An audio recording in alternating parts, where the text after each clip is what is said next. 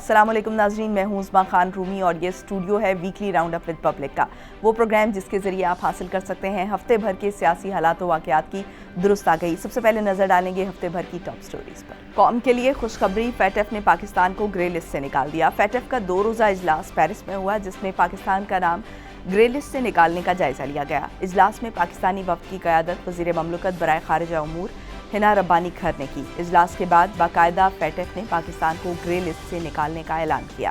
Election commission نے توشہ خانہ case میں عمران خان کو نااہل قرار دے دیا۔ چیف الیکشن کمشنر سکندر سلطان راجہ کی سربراہی میں 5 رکنی بینچ نے متفقہ فیصلہ سنایا۔ الیکشن کمیشن کی جانب سے سنائے گئے فیصلے میں کہا گیا ہے کہ عمران خان رکن قومی اسمبلی نہیں رہے۔ عمران خان کی جانب سے جمع کرایا گیا جواب درست نہیں تھا۔ عمران خان کرپٹ پریکٹس میں ملوث رہے ہیں۔ ان کی قومی اسمبلی کی نشست کو خالی قرار دیا جاتا ہے۔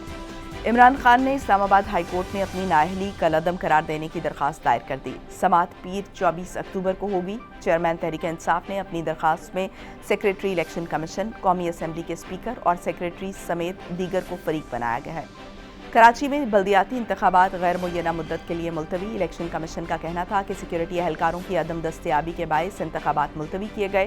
الیکشن کمیشن نے کراچی کے 7 اضلاع میں بلدیاتی انتخابات ایک بار پھر ملتوی کر دیے۔ وفاقی تحقیقاتی ادارے ایف آئی اے نے سابق وزیراعظم عمران خان کے سابق سیکریٹری اعظم خان کو طلب کر لیا۔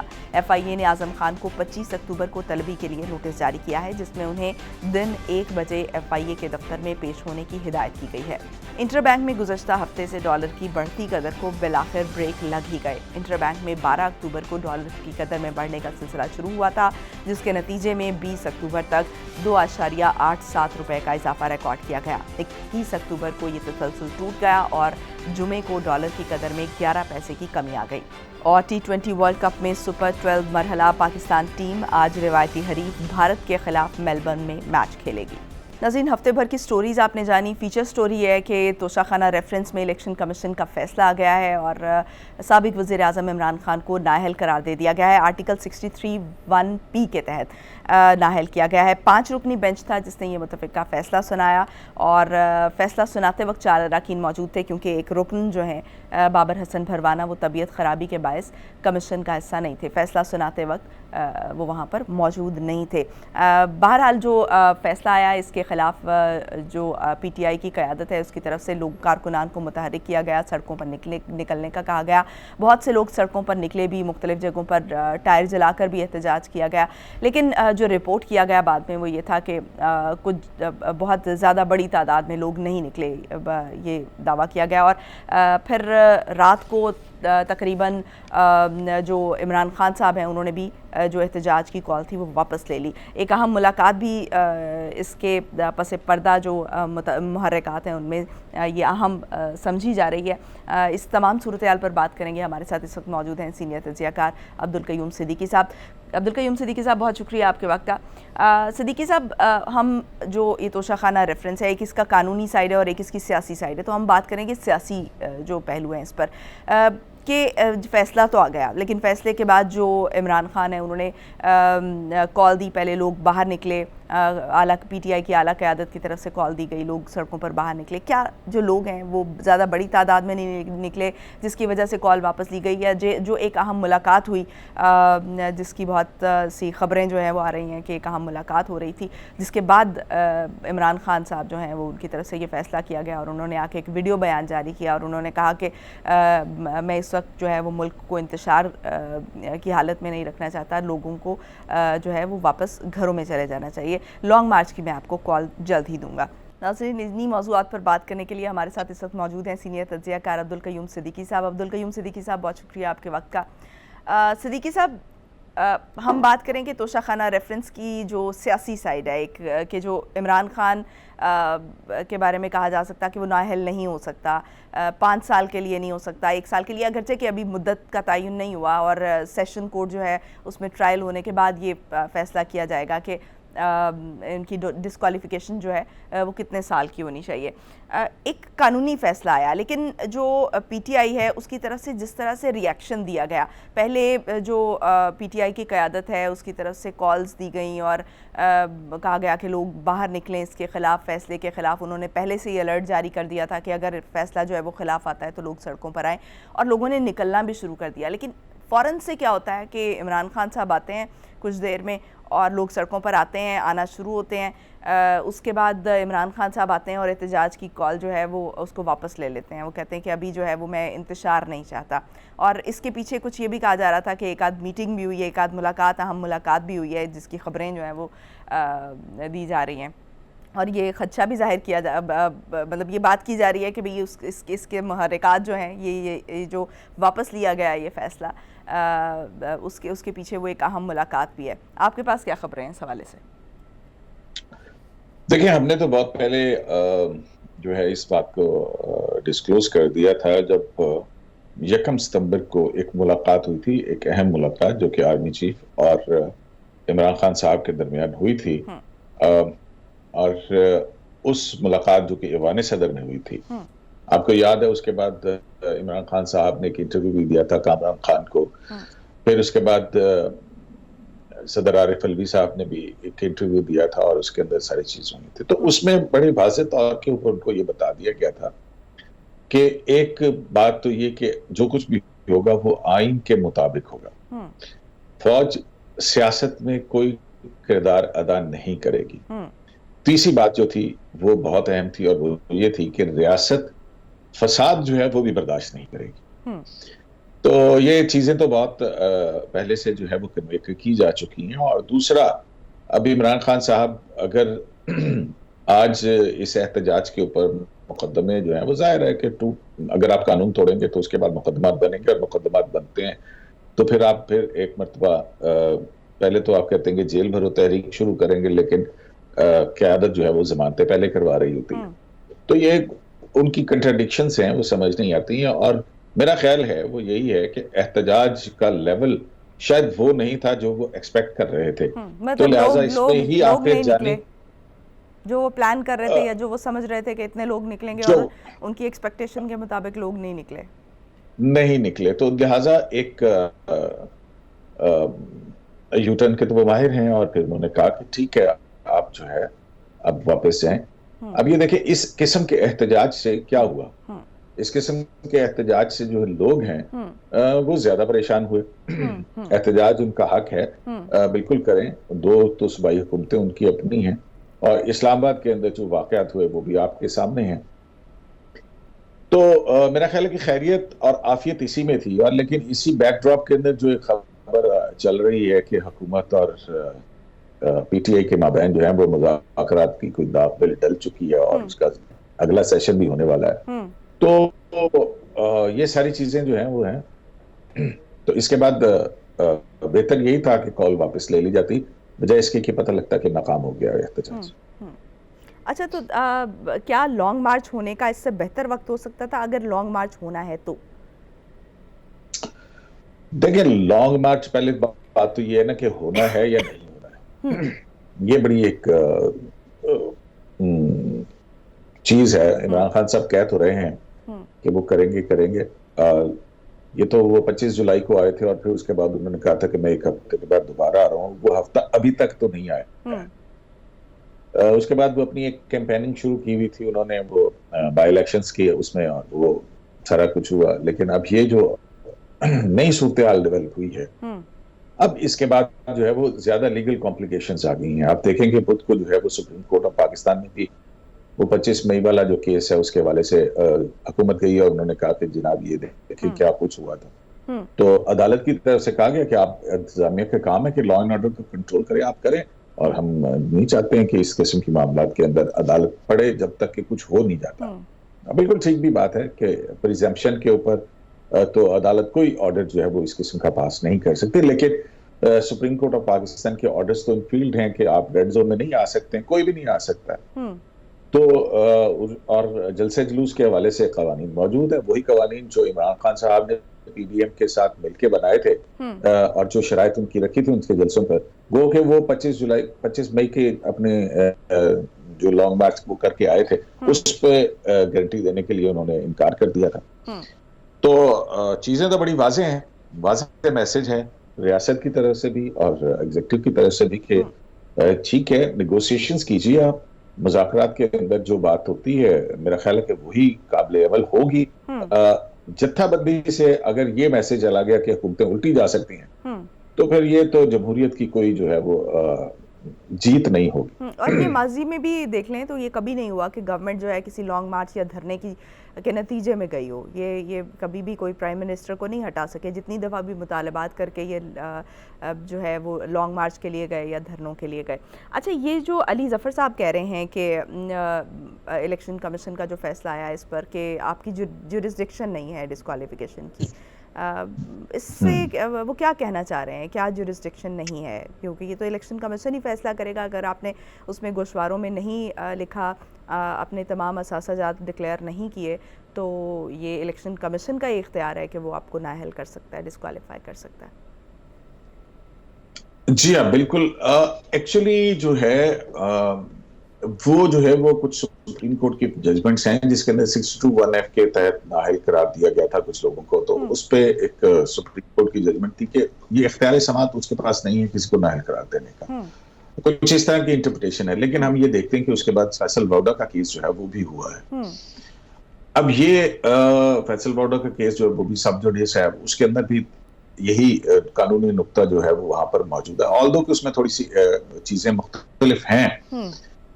لیکن اب یہ جو ان کا معاملہ ہے اس کے اندر تو الیکشن کمیشن آف پاکستان کا میرا خیال ہے کہ اختیار تو بالکل ضرور تھا. یہ اسپیکر کی طرف سے ریفرنس 631 کے تحت جو ہے وہ بھجوایا گیا تھا اور اس پہ جو ہے وہ الیکشن کمیشن نے اپنا فیصلہ دیا. اب جو چیز اس کے اختیار سماعت میں نہیں تھی اس پر جو ہے وہ سیشنز کورٹ کے اندر وہ ٹرائل جو ہے وہ چلے گا کرپٹ پریکٹسز کا. تو اب یہ ایک نئی صورتحال بنے گی. اب دیکھتے ہیں کہ اس پر عدالتیں جو ہے وہ کیا آیا اس نقطہ کو تسلیم کرتی ہیں یا اس کے بعد مزید ڈینجرس صورتحال بن جاتی ہے کہ یہ صرف 63P کے تحت نہیں, یہ ڈسکوالیفیکیشن کہیں 621F میں نہ چلے جائے. کیونکہ پھر جب یہ چیزیں اعلیٰ عدالتوں کے سامنے آتی ہیں تو پھر اعلیٰ عدالتیں جو ہیں ان کے پاس تو پھر اختیار ہے نا. اگر فیکٹس ان کے سامنے آتے ہیں وہاں پہ پتہ لگتا ہے کہ اس طرح سے یہ کچھ ہوا ہے کہ آیا تحفے خریدے گئے, بیچے گئے, بیچنے کے لیے پیسہ کہاں سے آیا, پیسہ ان کے اکاؤنٹ سے آیا نہیں آیا, اور پھر اس کے بعد اگر ان کے اکاؤنٹ سے پیسہ نہیں آیا تھا وہ کس نے بیچے تھے, کس نے ادائیگی کی تھی, کس کے اکاؤنٹ سے ہوئی تھی, یہ ساری چیزیں جب یہ اس قسم کی بے ضابطگیاں جب سامنے آئیں گے تو پھر عدالت کے پاس بھی کوئی راستہ نہیں بچے گا. پھر عدالت جو ہے وہ اس سے آگے کی طرف جا سکے گی. صحیح. تو صدیقی صاحب یہ جو سپریم کورٹ میں اپیل دائر کرنے کا فیصلہ نہیں کیا گیا, اسلام آباد ہائی کورٹ میں جو ہے اس کو چیلنج کرنے کا فیصلہ کیا ہے, تو کیا اس کی کوئی خاص ریزنز ہیں کہ اسلام آباد ہائی کورٹ کو چنا گیا؟ نہیں, یہ تو آپ کا لیگل ہے, اس میں وہ ظاہر ہے وہ ڈائریکٹ سپریم کورٹ میں بھی جا سکتے تھے اور ہائی کورٹ میں بھی جا سکتے ہیں. تو یہ ان کا رائٹ ٹو اپیل تو ہے ان کو اور ہونا بھی چاہیے. تو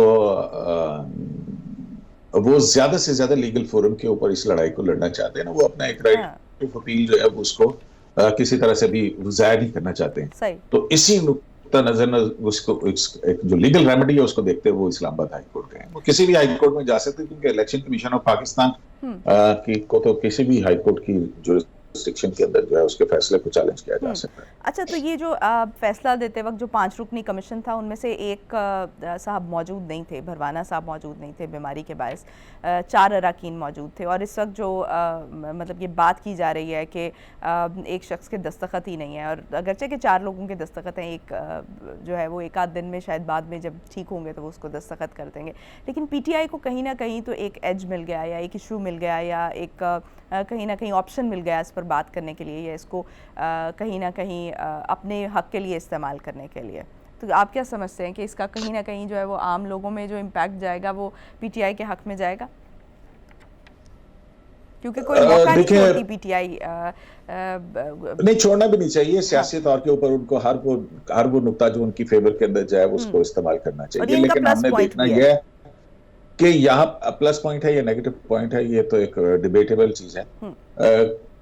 اب یہ قانونی معاملہ ہے, ٹھیک ہے, اور اس کے اندر کیا ہے ہم یہ دیکھتے ہیں کہ ابھی ریسنٹلی جیسے قاضی فائز عیسیٰ کا کیس جو ہے یہ ہمارے سامنے, مطلب کہ اس میں فل کورٹ بیٹھے ہوئی تھی, 10-11 ممبر تھے جو जज साहिबान थे सुप्रीम कोर्ट के मुताबिक, और उसके अंदर जो मेजॉरिटी आया है, आपको याद है कि जब शॉर्ट जजमेंट आई थी रिव्यू के अंदर, उसके बाद कुछ जज साहिबान रिटायर हो गए थे, उन्होंने रिटायरमेंट के बाद जो है वो डिटेल रीजनिंग के ऊपर दस्तखत की, और उसके अंदर एक लीगल कानूनी नुकात उन्होंने बयान किए कि वो उस पर किए जा सकते हैं दस्तखत।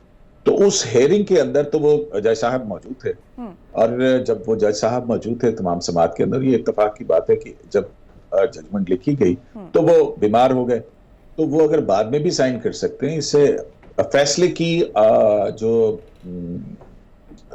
फोर्स है उसके ऊपर तो कोई असर नहीं पड़ेगा, इवन अगर वो अपना डाइसेंटिंग नोट भी देते हैं तो। सही। अच्छा सिद्दीकी साहब, एक और खुशखबरी जो हमें मिली फैटफ की ग्रे लिस्ट से निकलने की सूरत में, क्या समझते हैं ये जो फैटफ की क्रेडिट की बहस चल रही है, ये किसको क्रेडिट जाता है? देखिए, क्रेडिट तो सभी को जाता है, और क्रेडिट लेने के लिए तो सब आते हैं, सामने आते हैं। जाहिर है कि ये मामला बहुत अरसे से है, ग्रे लिस्ट से तो पिछली हुकूमत ने भी निकाल लिया था, लेकिन उसके बाद आप ब्लैक में गए, ब्लैक से फिर आप ग्रे के अंदर गए। हाँ, तो फिर सवाल तो ये बनता है ना कि हम ग्रे लिस्ट में गए क्यों थे, क्योंकि क्रेडिट लेने तो सभी आ जाते हैं। क्रेडिट लेने तो सभी आ जाते हैं, तो ये पाकिस्तान के लिए काम कर रहे हैं, वो जो जिसने भी किया। अब एटॉमिक प्रोग्राम का आप जो है वो क्रेडिट किसको देंगे? इसका क्रेडिट सारे पाकिस्तान को, पाकिस्तान की मुख्तलिफ फौजी और सिविल दोनों हुकूमतों को जाता है कि बिल्कुल करते रहे, और फिर तो ये क्रेडिट जिसका है उसको मिलना चाहिए। इसमें क्रेडिट तो पाकिस्तान का है कि पाकिस्तान ने रिफॉर्म्स की है ना जी। और अभी मेरा ख्याल ख्वाजा आसिफ जो है उन्होंने वो तफसीली तौर के ऊपर बता दिया कि किस किस इदारे का क्या क्या किरदार है, और फिर प्राइम मिनिस्टर ने जनरल बाजवा का और एक खसूसी सेल जो है फौज के अंदर GHQ में कायम करना और कोऑर्डिनेशन के हवाले से उनका ये सारा कुछ, तो ये सारी चीजें जो हैं ये तो अब सामने मौजूद हैं। अब इमरान खान साहब तो कहते थे कि जनाब जो कुछ पीछे हुआ वो एस्टेब्लिशमेंट ने किया है, और जो अच्छा था वो मैंने किया, बुरा एस्टेब्लिशमेंट ने किया, तो सारी जिम्मेदारी तो लेनी चाहिए ना। इमरान खान साहब अगर इसका क्रेडिट लेना चाहते हैं बिल्कुल लें, उनको क्रेडिट लेने से कौन मना कर रहा है, लेकिन फिर जो डिस्क्रेडिट बकौल उनके इख्तियार तो उनके पास था ही नहीं। तो फिर तो ये जो है वो बस ये मामला इसी तरह क्लियर हो जाता है। सही, लेकिन बहरहाल ये कि जो इसका क्रेडिट पूरे पाकिस्तान को जाता है, ये आपकी बात दुरुस्त है। बहुत शुक्रिया अब्दुल कयूम सिद्दीकी साहब हमारे साथ मौजूद थे। नाज़रीन, ब्रेक पर जाएंगे, ब्रेक से वापस आएंगे और फिर इस केस के कानूनी पहलुओं पर कुछ बात करेंगे। Stay tuned.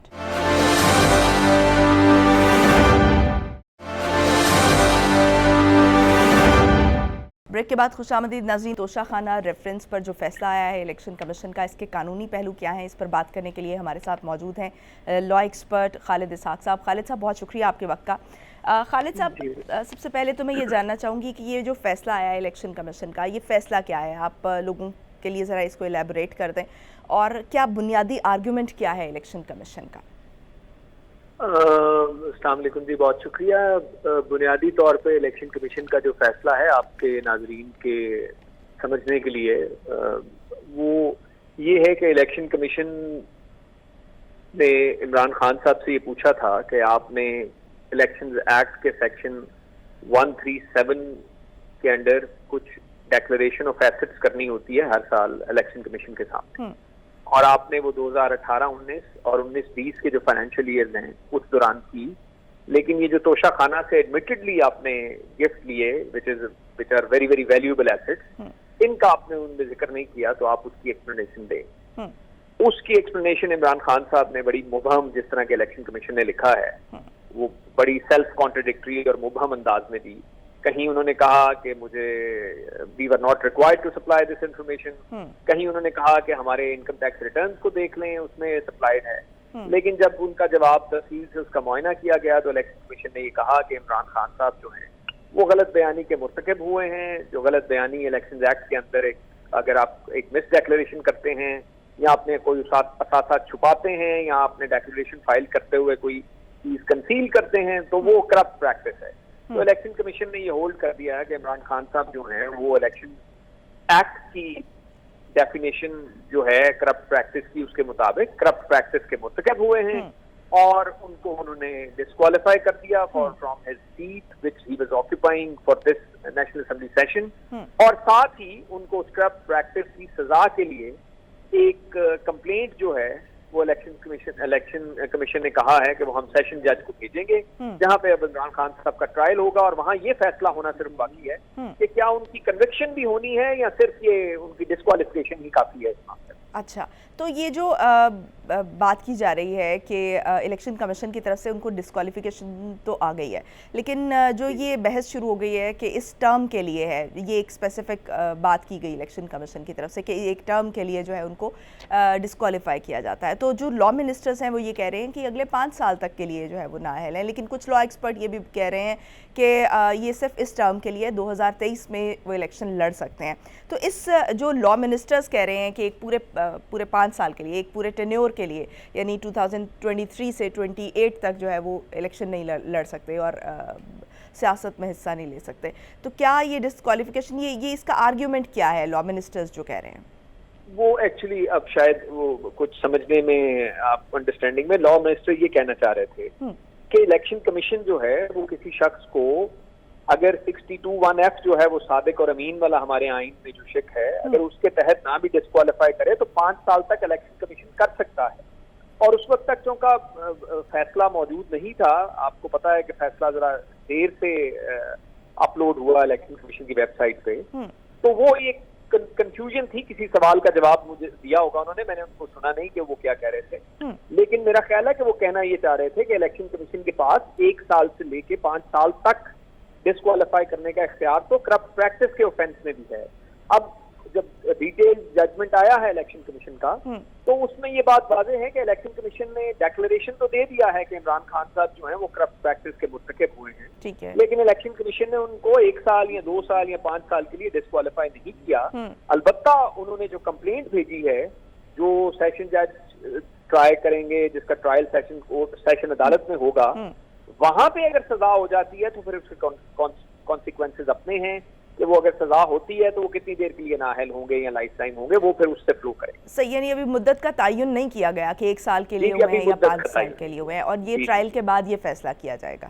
جی، یہ ٹرائل میں اگر کنوکشن ہو جاتی ہے تو اس کے بعد یہ فیصلہ ہوگا کہ وہ کتنی دیر کے لیے نااہل بھی ہو گئے۔ اچھا، تو یہ جو گورنمنٹ کی طرف سے باتیں کی جا رہی ہیں کہ کرمنل پروسیڈنگز کی جائیں ان کے خلاف، وہ کیا ہیں؟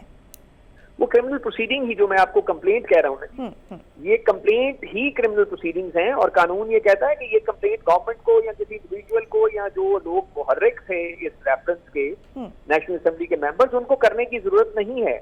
یہ ایک کمپلینٹ ہوگی الیکشن کمیشن کی جانب سے، جس میں الیکشن کمیشن اپنے ایک آفیسر کو آتھورائز کرے گا کہ ہی ول بی اے کمپلیننٹ، اور وہ کمپلینٹ فائل کی جائے گی۔ دس از کرمنل پروسیڈنگ، اور وہ سیشن جج صاحب کی عدالت میں ہوگی، اور وہاں پہ ٹرائل ہوگا، عمران خان صاحب اپنا دفاع کریں گے، الیکشن کمیشن بطور پروسیکیوٹر ان کو پروسیکیوٹ کرے گا، اور وہاں پھر فیصلہ ہوگا کہ کیا کرمنل ایکٹ بھی ہوا ہے اور اس پہ کیا سزا بھی بنتی ہے یا نہیں۔ وہ آپ کو اندازہ ہے کہ وہ standards of appreciation of evidence different ہیں دونوں معاملات میں، تو وہ اس کا اپنے ٹچ سٹون پہ فیصلہ ہوگا، اور اس میں پھر یہ تعین ہو جائے گا۔ تو کیا یہ جو سیشن کورٹ ہے یہ ٹرائل کے بعد یہ بھی فیصلہ کر سکتی ہے کہ ان کے خلاف یہ جو الیکشن کمیشن کا فیصلہ آیا ہے اس کو بھی کالعدم قرار دیا جائے؟ کیا ایسا بھی ہو سکتا ہے؟ نہیں، یہ فیصلہ برقرار رہے گا۔ کمیشن کے فیصلے کو سیشن کورٹ کالعدم قرار دے نہیں سکتی۔ الیکشن کمیشن کے فیصلے میں 2 آسپیکٹس ہیں، ایک ہے ڈسکوالیفیکیشن اور دوسرا یہ کمپلینٹ بھیجنے کا اور وہاں ٹرائل کرنے کا۔ ٹرائل کورٹ تو زیادہ سے زیادہ یہ کہہ سکتی ہے کہ باوجود اس کے کہ ڈیکلریشن آئی ہوئی ہے، لیکن اتنا ایویڈنس یا مواد نہیں ہے کہ کسی شخص کو ہم کنوکٹ بھی کر دیں اور اس کو بیہائنڈ دا بارز بھیج دیں۔ وہ الیکشن کمیشن کے ڈیکلریشن کو قطعی طور پہ سیٹ اسائڈ نہیں کر سکتے۔ ٹھیک ہے، اور جو ڈسکوالیفیکیشن ہے کیا اس کو ختم کیا جا سکتا ہے؟ کیونکہ آپ نے کہا کہ ڈسکوالیفیکیشن کی مدت تو وہ طے کریں گے، جو سیشن کورٹ ہے وہ کرے گی ٹرائل کے بعد۔ وہ وہاں پہ جب ان کا ٹرائل کے بعد ان کو اگر کوئی کنوکشن ہوتی ہے تو وہاں پھر دوبارہ پھر یہ بنیادی قانونی سوال آئے گا، لیکن ڈیکلریشن کو ختم کرنا تو اب عمران خان صاحب جو ہیں وہ میرا خیال ہے آج انہوں نے اسلام آباد ہائی کورٹ میں ایک کانسٹیٹیوشنل پٹیشن فائل کر دی ہے، اور جس میں انہوں نے الیکشن کمیشن کے فیصلے کو چیلنج کیا ہے۔ اگر اسلام آباد ہائی کورٹ اس فیصلے کو کالعدم قرار دیتا ہے تو ڈیکلریشن جو ہے ڈسکوالیفیکیشن کی وہ ختم ہو جائے گی، बहरहाल सेशन कोर्ट के पास ये इख्तियार नहीं है कि वो डिस्क्वालिफिकेशन को खत्म कर। अच्छा, एक ज़रा चीज़ क्लियर कीजिएगा कि इमरान खान की तरफ से कुछ जो चीज़ें थी उनका इकरार भी किया गया, कुछ चीज़ों से उन्होंने इकरार किया जब इनसे इसकी डिटेल्स पूछी जा रही थी कि ये चीज़ें हमने ली हैं और ये चीज़ें हमने नहीं ली हैं, लेकिन जो फ़ैसला आया उसमें कुछ चीज़ें ऐसी थी कि जिनमें उन्होंने वो पेमेंट नहीं की हुई थी, जो 20% की थी वो भी नहीं की हुई थी। तो बुनियादी तौर पर ये जब ये चल रहा था मामला और अभी भी उसके बाद भी जो इमरान खान हैं उनकी तरफ से बड़ा क्लियरली ये इस्टेब्लिश करने की कोशिश की जा रही है कि जो दीगर पार्टीज़ हैं वो भी ये तोशा खाना से ये जो गिफ्ट्स हैं ये वसूल करती हैं पेमेंट करके, और वो कह रही हैं कि पीपल्स पार्टी पर और नून लीग पर भी इस किस्म के जो है वो केसेस चलाए जाने चाहिए। तो क्या आप समझते हैं कि उनकी क्या कानूनी वैल्यू है, क्या उसकी ग्राउंड क्या है कानूनी के उन पर भी ये केसेस किए जाएं, क्योंकि ये वो एक्सेप्ट करते हैं, मतलब जो चंद एक चीज़ें हैं वो एक्सेप्ट करते हैं और इन्होंने एक्सेप्ट नहीं की। बुनियादी तौर पर मामला ये था, लेकिन जो पीटीआई है वो इस्टेब्लिश ये कर रही है कि जो है वो ये चूँकि हमने कानूनी तौर पर लिए हैं और ये दीगर पार्टीज़ भी लेती रही हैं तो उन पर भी ये केस चलना चाहिए। तो इस पर भी ज़रा रोशनी डालिएगा। अब ये एक ऐसा आर्ग्यूमेंट है जो इमरान खान साहब की लीगल टीम ने इलेक्शन कमीशन के सामने भी किया था, और ये आपके जो आम नाजरीन हैं उनको भी समझने में कोई मुश्किल नहीं होगी कि इस वक्त जो मुकदमा था इलेक्शन कमीशन के सामने वो इमरान खान साहब के बारे में था। वो पूरे मेंबर, जो जितने मेंबर पार्लियामेंट हैं उनके बारे में या दूसरी पार्टियों के बारे में नहीं था। जब उनका मुकदमा किसी मजाज फोरम में आएगा तो वो अपनी एक्सप्लेनेशन देंगे। कोई भी मैं निहायत अदब से गुजारिश करना चाहता हूँ कि अगर मेरे से, मैं इमरान खान साहब का नाम नहीं लेता, अगर मैं किसी गलत काम करने का मुर्तकब हुआ हूँ तो दुनिया की कोई अदालत ये डिफेंस मानने को तैयार नहीं होगी कि जी मैंने तो गलत काम किया है, लेकिन आप मुझे पकड़ने से पहले जितने लोगों ने गलत काम किए हैं आप उनको भी पकड़ें, तो लिहाजा उसके बाद मुझे पकड़ें। ये कैसा आर्गुमेंट है? ठीक, तो इमरान खान साहब बुनियादी तौर पर मुझे ज़रा ये क्लियर कीजिएगा आम नाजरीन के लिए हमारे कि जो ये इस्टेब्लिश कर रहे हैं तो ये बुनियादी तौर पर इसका मतलब ये है कि जो ये असासा जात हैं या ये जो एसेट्स हैं ये चूँकि इनकी मिल्कियत हो गए तो ये इन्होंने इलेक्शन कमीशन में अपने गोशवारों में ये जमा नहीं कराए। तो बुनियादी तौर पर इसको बुनियाद बनाकर ये फैसला आया है। जी बिल्कुल, इसी को बुनियाद बना के फैसला आया है। डिक्लेयर नहीं किया गया। जी, क्योंकि जब आप मेंबर पार्लियामेंट होते हैं या मेंबर प्रोविंशियल असेंबली होते हैं तो आपको अपने एसेट्स जो आपने उस माली साल में आपके पास आए हैं, या अगर आपके पास एसेट्स आए हैं और आपने बेच दिए हैं और उनके प्रोसीड्स आए हैं, तो आपको वो डिक्लेयर करने हैं ताकि आप जिनके आप नुमाइंदे हैं, आपको पता है कि इलेक्शन कमीशन जो ये डिक्लेरेशन ऑफ एसेट्स हैं इनको पब्लिक करता है हर साल। और यानी तोशाखाना से चीजें लेना या उनको सेल करना ये बुनियादी नुक्ता नहीं था। इलेक्शन कमीशन का बुनियादी नुक्ता ये था कि ये चीज़ें ली गई हैं लेकिन उनको गोशवारे जो इलेक्शन कमीशन में जमा कराए जाते हैं उनमें उनको डिक्लेयर नहीं किया गया।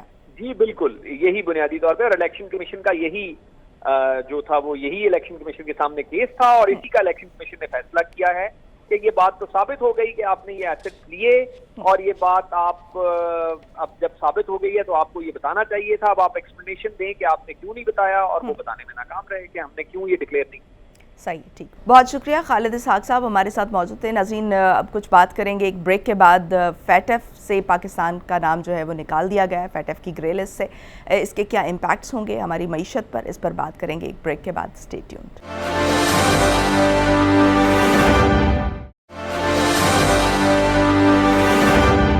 ब्रेक के बाद खुशामदीद नाज़रीन, अब कुछ बात करेंगे मनी लॉन्ड्रिंग और दहशतगर्दी की माली मुआवनत पर नज़र रखने वाले इदारे फैटफ की जानिब से पाकिस्तान को ग्रे लिस्ट से निकाल दिया गया है। पाकिस्तान के लिए एक बड़ी खुशखबरी है, और अब ये कहा जा रहा है कि जो बैंकिंग सेक्टर है इससे मजबूत होगा और हमारी जो इकॉनमी की सूरत हाल है वो इससे बेहतर होगी। इस पर बात करेंगे। हमारे साथ इस वक्त मौजूद हैं मारूफ माहिर मुआशियात डॉक्टर हसनैन जावेद साहब। डॉक्टर साहब, बहुत शुक्रिया आपके वक्त का। डॉक्टर साहब, फाइनली एक खुशखबरी सुनने को मिली एक बहुत अरसे बाद पाकिस्तान को कि उसको ग्रे लिस्ट से FATF की लिस्ट से निकाल दिया गया। क्या इम्पैक्ट्स होंगे इसके, इकोनॉमिक इम्पैक्ट्स क्या होंगे? क्या हमारी मईशत जो है उसको कुछ संभाला मिल सकेगा? अच्छा जी, सबसे पहले तो 3 किस्म के जो है वो फ़ायदे होंगे। 2018 से हम तकरीबन, आपको पता है कि ग्रे लिस्ट के अंदर हैं, और ग्रे लिस्ट में होने का नुकसानात लोगों को नहीं पता था कि वो मैं आपको बता देता हूँ। सबसे पहले हम जो है वो इनफॉर्मल ट्रेडिंग के अंदर आ जाएंगे। सबसे पहला हम जो है वो रेगुलर मॉनिटरिंग में आएंगे। थर्ड जो मोस्ट इम्पोर्टेंट है वो है सरमायाकारी। इन तीनों के अंदर मसला ये आ रहा था कि रेगुलर मॉनिटरिंग ना होने की वजह से हम हर सेक्टर के अंदर, मसलन सैलाब की मद में पैसा आना है तो उसको जो है वो ऑफ कोर्स उसी तरीके से मॉनिटर करते थे जैसे ATML में कर रहे हैं, यानी एंटी मनी लॉन्ड्रिंग में कर रहे हैं, या CTF में कर रहे हैं। तो उस तरीके से हमारी बहुत सारी कदगन लगती थी। अब वो कदगन खत्म हो जाएगी, और दूसरा जो सबसे इम्पोर्टेंट फायदा होगा वो बैंकिंग सेक्टर को होगा। बैंक्स जितने ट्रांजैक्शन करते थे उनको ATML और CTF के तहत जो है वो इसको अलहदा करके देखते थे, और हर एक एक पैसे को जो है जांच पड़ताल की जाती थी कि ये पैसा कहाँ पर जा रहा है और कहाँ लगेगा और किस तरह ट्रांजैक्शन होगी। तो ये मैंने आपको बताया कि रेगुलर मॉनिटरिंग होगी। दूसरा जो है हम इनफॉर्मल ट्रेडिंग में आ जाएंगे। कई ऐसी चीजें होती थी जिसको हमें फौरी तौर पे पैसा चाहिए होता था, किसी भी चीजों पे दरकार है, फॉर एग्जांपल चंद घंटों के अंदर एक जगह पैसा मुंतकिल होना है, तो ये कम से कम जो है वो 30 दिन का दौरानिया ले लेता था। कई दफा कई दिन जो है वो इसकी जांच पड़ताल में लगते थे कि पैसे ने कहाँ जाना है और किधर जाएगा। तीसरा जो है वो सरमायाकारी का रास्ता जो हमारा जो खुलेगा वो ये कि मुख्तलिफ इसी तरीके से पोर्ट में जो टैरिफ फाइनेंसिंग के अंदर, बाकी मामलात के अंदर जो है वो हमारी ट्रांजैक्शंस को इसी तरीके से जो है वो और निगाह से देखा जाता था कि ये मामला किसी और जगह जाएगा या किसको फाइनेंस होने जा रहा है, वो कंपनी कौन है, कंपनी रजिस्टर्ड कहाँ है, इससे इसके ओनर्स कौन है, उनके रवाबित किधर है। यानी आप ये समझिए कि ऐसा भी मामला हुआ कि यहाँ पर देखा गया कि इन कंपनी के ओनर्स का ताल्लुक जो है वो किसी मनी लॉन्ड्रर्स के साथ या मजहबी तहरीक और तंजीमों के साथ तो नहीं है, और ऐसा मामला ऑफ कोर्स आपको पता है ये होता रहा। बहरहाल 34 निकात को यानी 34 निकात को पूरा करना ये एक बहुत बड़ा अमल था जो पाकिस्तान ने मुकम्मल किया, और इसका खास तौर पे ये 2 क्रेडिट्स लेते हैं। इसके अंदर जो काम शुरू किया ऑफ कोर्स तकरीबन 2018 से शुरू हुआ, तो सबका पाकिस्तान है तो सबने करना था। बेसिकली तो FATF का इदारा है, उसमें हमें हमाद अजहर साहब कभी सही इन्फॉर्मेशन तो नहीं दी, क्योंकि खुद भी बेचारे वो लड़के से हैं तो उन्होंने क्या इन्फॉर्मेशन देनी थी। तो बहरहाल उनकी जो टीम थी, उनके DGs थे, वो इस सारे मामलात को करते रहे। फिर उसका क्रेडिट अब करंट गवर्नमेंट भी लेगी कि हमारे दौर के अंदर मिस हिना रबानी खर जो है वो तशरीफ ले गई और उन्होंने ये FATF का करवा दिया। ऐसा कोई भी मामला इन दोनों हुकूमतों में किसी ने नहीं किया, ब्यूरोक्रेसी ने किया। और सबसे असल और अहम काम जो था, ये सारे सवालात मैक्सिमम जो थे वो फौज से थे, और फौज को खराज तहसीन पेश करना चाहिए कि जिन्होंने इसको बहुत ज्यादा फोकस तरीके से देखा। और अभी भी आप देखें कि मेजर जनरल जो हैं वो इसके ऊपर तैनात किए गए हैं, जिसके अंदर उन्होंने कंफर्मेशन वो उनको देंगे, उनको सारी चीज़ों की मॉनिटरिंग करेंगे, और इसके ऊपर जो है वो जैसे लेवरेज दिया गया है, लेकिन यहाँ पर जो है मॉनिटरिंग जो है वो यहाँ की मिलिट्री को दी गई है, ताकि जो एंटी मनी लॉन्ड्रिंग और CTF जो है इसके ऊपर जो है वो मुकम्मल तौर पे नजरसानी की जाए और देखा जाए। और बाकी दुनिया के अंदर से रद्द अमल देखें, जो इंडिया जो था वो किसी सूरत नहीं चाहता था कि ये मामला हो। उसने बार बार जो है वो लश्कर तैयबा और बाकी मामलात और हाफिज सईद साहब के नाम को बार बार उछाला, जिनका कोई ताल्लुक नहीं है। और इसका भी क्रेडिट पाकिस्तान आर्मी को है कि वो उन्होंने हर तरह के, हर लिहाज से, हर जहां से भी ये रास्ते निकलते हैं टेरर फाइनेंसिंग के, उन्होंने रोके हैं। और मदारस के ऊपर काफी जबरदस्त ऑनस्लॉट हुआ है, और ये होना चाहिए, क्योंकि मदारस के नाम पर बाकी मामलात के अंदर और जो सियासी मामलात हैं उनके अंदर भी मनी लॉन्ड्रिंग तो दबा कर हुई। आप अगर देख पिछले जलसों के अंदर भी देख लें और बाकी मामलात को भी देख लें, तो इसका एक तरीका कार होना चाहिए और मनी ट्रेल होनी चाहिए कि किस मकसद के लिए पैसा आ रहा है। यहाँ पे जब पैसा आता है और फिर आप लोग यहाँ पर जलसे करते हैं, सारे मुल्क तबाही लगा देते हैं। पाकिस्तान के अंदर जो है ना, डॉक्टर साहब क्या आपको लगता है कि अभी जो सैलाब ज़दगान की इमदाद के लिए भी पैसे आ रहे थे, ये भी कहा जा रहा था कि वो कम तादाद में आ रहे हैं, मतलब उस तरह से नहीं आ रहे जो जिनका वो दावा कर रहे हैं कि इतने हम भेज रहे हैं, लेकिन उस अमाउंट में नहीं आ रहे हैं। तो क्या इसके बाद जो है वो मुमकिन हो सकेगा कि ये फ्रीक्वेंटली जो सैलाब ज़दगान है उनकी मदद के लिए जो है वो इमदाद प्रॉपर आना शुरू हो जाए? जी बिल्कुल, आप बिल्कुल सही कह रही हैं, ऐसा होना है और हो रहा है। मैंने जैसे आपको बताया کہ نارمل فائنینسنگ ہو جائے گی اور اس کے اندر جو ہے وہ نارمل مانیٹرنگ ہو جائے گی. اس طریقے سے سیلاب زدگان کا پیسہ تو سیلاب زدگان کو آئے گا, لیکن پہلے جو ہے وہ اس چیز کو دیکھا جاتا تھا کہ کون سی تنظیم منگوا رہی ہے, اور کسی تنظیم کا بھی آپ کو پتہ ہے پاکستان میں نارمل این جی او کا بھی تعلق کسی نہ کسی مذہبی تنظیم سے ہو جاتا ہے, اور کوئی نہ کوئی نتیجے تحریک ہوتی ہے, وہ کہتے ہیں کہیں نہ کہیں جا کے القاعدہ سے نہ مل جائے.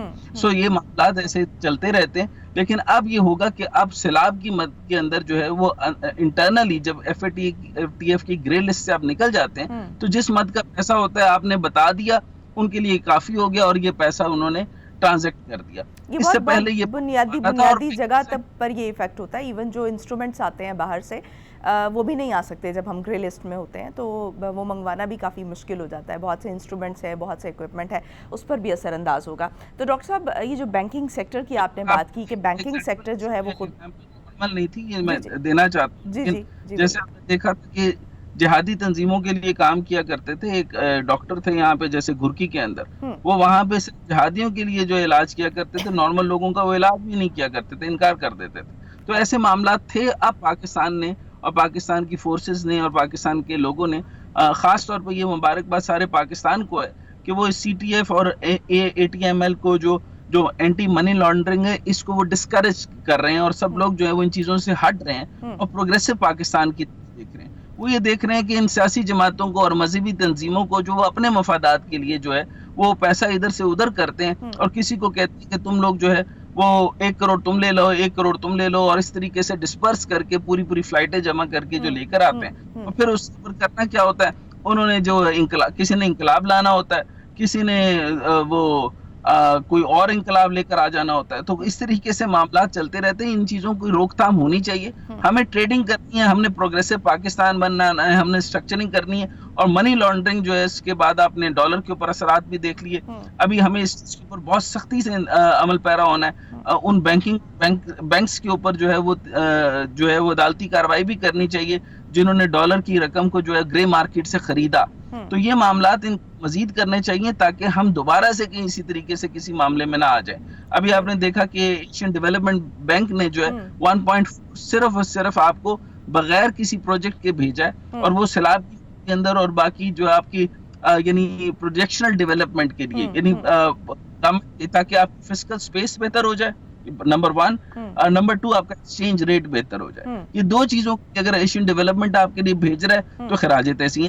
اور Asian development bank I M F اور ورلڈ بینک کی طرح انہوں نے سب سے زیادہ پیسے دیے, لیکن آپ پہ سب سے کم آپ کے اوپر جو ہے وہ چیک اینڈ بیلنسز رکھی اور سختی. تو اس کا مطلب تو یہ ہے کہ جو ہماری جو اکانومی ہے وہ بہتر ہونے کی طرف جا رہی ہے. مطلب جو خدشہ ظاہر کیا جا رہا تھا کہ ہم ڈیفالٹ کی طرف جا رہے ہیں, تو اب اس کے بعد سے ہماری جو اکانومی ہے اس کو کہیں نہ کہیں سنبھالا ملے گا اس کا مطلب, اور ایک بہتری کی طرف جو ہے وہ ہم بڑھ سکیں گے. پاکستان جو ایک ایسی اسٹیٹ ہے کہ میں نے آپ کو جس کو کہا کہ مرنے سے پہلے کہیں نہ کہیں سے پیسہ ضرور آ جائے گا. آپ کو نہ مرنے دیں گے نہ پوری طریقے سے جینے دیں گے. یہ تو آپ ریالٹی ہے جو کہ ایک اکانومسٹ کو نہیں بتانی چاہیے. لیکن آف کورس اب جو پیسہ آ رہا ہے وہ جیسے ڈیولپمنٹ بینک کا کھل گیا, فیڈ ایف کا کھل گیا, تو یہ آپ یعنی پہلے دیکھیں نا 2018 سے معاملہ چل رہا تھا تو کھلتے کھلتے اب آ کر کھلا. تو 34 نکات کے اندر سب سے بڑا نقطہ یہی تھا کہ ٹیرر فائنینسنگ جواب پاکستان ملٹری نے دیا. اور پاکستان ملٹری کو جو ہے وہ عوام کو پتا ہونا چاہیے کہ آپ کی جمہوری حکومتیں ناکام ہوئی ہیں اس میٹر کے اندر کہ ان چیزوں کو کلیئر کر سکیں, تو وہ نہیں کر سکی کلیئر. تو ملٹری نے ایک ٹائم پر انہی ممالک نے جو یہاں پر جو ہے اس کی ساری بنیاد رکھی, یہاں پر جہاد کا ایک پورا سیٹ اپ بنایا گیا, جس طرح سے کر کے جہادی تنظیموں کو پروموٹ کیا گیا رشیا سے فائٹ کے لیے. تو اس کے بعد اس کا جو ایک بیک فائر وہ بھی ہم نے پاکستان جب آپ لینڈنگ کرتے ہیں نا, جب پیسہ آپ لینڈ کرتے ہیں, جب وہ پیسہ لینڈ کرتے ہیں, ابھی بھی میں یہ کہوں گا چاہے وہ ایشین ڈیولپمنٹ بینک ہے تو آپ لوگ پروجیکٹ کے مد میں پیسہ لیں, بالکل لیں. آئی ایم ایف سے پروجیکٹ کی مد میں لیں, پیسہ لیں, بالکل لیں. لیکن اگر آپ جو ہے وہ پیسہ لیتے ہیں اور بعد میں جو ہے قرض حسنہ یعنی قرض لے کر ہنس کر دکھا دیتے ہیں, تو اس کے بعد جو ہے وہ بڑا غلط کام ہو جاتا ہے. اس کے بعد پھر وہ آپ کے اوپر کوئی بھی آبلیگیشن لگا دیں, وہ آپ کو جہاد میں ڈال دیں, آپ سے رشیا سے لڑوا دیں, وہ آپ کو کہیں کہ وہ اب افغانستان کی نئی جنگ ہے, وہ آپ کے اوپر مسلط کر دی گئی ہے, ہمیں ایئر سپیسز چاہیے یا جو مرضی چاہیے. آپ جب بھی قرض لے رہے ہوتے ہیں تو آپ کو یہ چیزیں ذہن میں رکھنی چاہیے, فورکاسٹ کرنی چاہیے کہ جب آپ پیسہ نہیں دیں گے تو آپ کی جو بچی ہوئی عزت ہے وہ تو دیں گے. تو یا پیسہ نہ لیں یا عزت نہ بیچیں. تو جب عزت آپ پیسہ لیتے ہیں تو بغیرتی کی زندگی تو آپ کو گزارنی پڑے. یعنی وہ جو آپ نے بات کی کہ بھئی تمام معاملات جو ہے وہ چل کہیں اور سے رہے ہوتے ہیں, ہمارے اوپر امپوز کیا جاتا ہے, لیکن کہیں نہ کہیں جو بنیادی فیکٹر جو ہم نظر انداز کر دیتے ہیں وہ یہ ہے کہ ایکسٹرنل فیکٹرز تو موجود رہیں گئی, جو ایون جو دشمن عناصر کی بھی جن کی ہم بات کرتے ہیں وہ ایک فیکٹر تو کانسٹنٹ کر دیں نا, لیکن جو ہماری بنیادی ریزنز ہیں جن پر ہم کام کر سکتے ہیں, جن کے ہم خود رسپانسیبل ہیں, اس کا ایک آؤٹ کم آنا چاہیے. ہمیں اپنی اکانومی جو ہے اس کو اسٹرانگ کرنے کے لیے اپنی پروڈکشن کو بہتر کرنا ہوگا, اپنی ایکسپورٹس کو بہتر کرنا ہوگا, اور دیگر اقدامات کرنے ہوں گے تاکہ وہ ہم ان بنیادی چیزوں سے ایٹ لیسٹ نکل سکیں, کیونکہ دوسرے فیکٹرز تو ان کو کانسٹنٹ کرنا پڑے گا کہ کوئی کیا کر رہا ہے اور کیوں کر رہا ہے, وہ ہمارا مسئلہ نہیں ہونا چاہیے. اچھا, یہ بینکنگ سیکٹرز کی آپ نے بات کی, تو یہ میں پوچھنا چاہوں گی کہ بینکنگ سیکٹر جو ہے وہ آپ نے کہا کہ اس سے مضبوط ہوگا, کیا اس کا فائدہ عوام کو بھی ہوگا کہ مزید بینکس بنیں گے, اور مزید بینکس بنیں گے تو کم انٹرسٹ ریٹ جو ہے وہ سامنے آئے گا, کیونکہ ایک مفتاح اسماعیل صاحب کی سٹیٹمنٹ بھی سامنے آ رہی تھی کہ کچھ جو کمپنیز ہیں یا کچھ جو لوگ ہیں ان کو, کچھ مخصوص لوگوں کو 1% جو ہے وہ انٹرسٹ ریٹ دیا جا رہا ہے. تو کیا اس تک ہماری جو مڈل کلاس ہے اس کی بھی رسائی ہو سکے گی؟ کیا اس کے کچھ امپیکٹ اس طرح کے ہم دیکھ سکیں گے؟ آپ بہت ہی اچھی گفتگو کر دی, بالکل ٹھیک کہا. 30% سے ہم جو ہے وہ ایکسپورٹ میں لو ہو گئے ہیں, امپورٹ پھر سے بڑھ گئی ہیں. آپ نے اکانومی کی بہتری کا کہا, اے ڈی بی اور یہ باقی لینڈنگ ایجنسیز کے اوپر یہ ہمارا پورا کا پورا اثر ابھی تک وہی ہے, اور جب تک ڈار صاحب رہیں گے انہوں نے اس کے علاوہ کچھ سوچنا ہی نہیں, صرف پیسہ وہ ادھار کہاں سے لینا ہے اور لینڈ کہاں سے کرنا ہے, یہاں تک رہے گا. اگلی بات آپ نے کہ یہ 570 خاندان ہیں جن کو 1% ایکسچینج جو ہے انٹرسٹ ریٹ ملتا ہے, اور باقی سارے غریب جو ہیں وہ پاکستان کا کبھی سبجیکٹ نہیں رہے. پاکستان کی کسی بھی جمہوری حکومت کا پاکستانی عوام کبھی سبجیکٹ نہیں رہے. ان کا کام صرف یہ ہوتا ہے کہ ان کو جذباتی کرنا ہے, ایموشنل کرنا ہے, ان کو سٹیمولیٹ کرنا ہے, ان کو کہیں پہ بھی جو ہے نا وہ یعنی فیض آباد پہ لگا دینا ہے, ان کو جو ہے وہ مختلف جھنڈے پکڑا دینا. یہ عوام اب بڑھ گئی ہے, چاہے وہ پڑھی لکھی عوام ہو چاہے وہ جاہل عوام ہو, ان ساروں کو اٹھا کر کے وہ اپنے مقاصد میں لگاتے ہیں. یہ عوام یہ نہیں پوچھتی کہ بھائی ہمیں پانی صاف دو, سینیٹائزیشن کا معاملہ کیا ہوگا, اور ان معاملات کے لیے احتجاج کرنے کے بجائے, اسکولوں کی فیس کے متعلق احتجاج کرنے کے بجائے یہ احتجاج کرتے ہیں کہ ہمارا جو ہے وہ کوئی پولیٹیکل حکمران بہتر کر دو. پولیٹیکل سٹیبلٹی پاکستان یہ بنیادی پرابلم ہے کہ جب تک ہم اپنے پولیٹیکل رائٹس کی, ہم نے ان پر بات کیا کرنی ہے, ہم نے کون سے حکمران کو لانا ہے, اس پر تو ہم سڑکوں پر بھی نکل آئیں گے, اس پر ہم بات بھی کریں گے, لیکن جو ہمارے بنیادی مسائل ہیں ان پر بات نہیں کریں گے. یہ بہت ہمارا کور پرابلم ہے. بہت شکریہ ڈاکٹر حسنین جاوید میرے ساتھ موجود تھے. ناظرین, یہ ہمارا بنیادی مسئلہ ہے کہ ہم اپنے جو بنیادی مسائل ہیں کہ ہمیں بجلی چاہیے, ہمیں صاف پانی چاہیے, ہمیں صحت چاہیے, ہمیں تعلیم چاہیے, اس کی ڈیمانڈ کرنے کی بجائے ہم اس کی طرف جاتے ہیں کہ کون سی پارٹی جو ہے اس کو ہمیں سپورٹ کرنا چاہیے اور کون سی, اور اس بنیادی بات پر لڑنے کی بجائے ہم اس بات پر لڑتے ہیں کہ کون سا حکمران جو ہے وہ آنا چاہیے اور وہ کون ہمیں آسمان سے کوئی تبدیلی لے کر آئے گا. اور زمینی حقائق جو ہیں, جو ہمارے بنیادی مسائل ہیں, ہمارے زمینی حقائق سے جڑے جو مسائل ہیں, ان کو ہم بھول جاتے ہیں. ناظرین, مجھے دیجیے اجازت. پاکستان کی ہمیشہ پائندگی کی دعا کے ساتھ اللہ حافظ. ناصر.